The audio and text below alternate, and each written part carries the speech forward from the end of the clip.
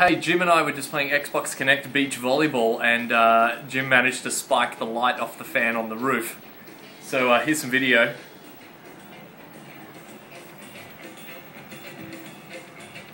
So as you can see, the light's not on the fan, but we'll start from the beginning.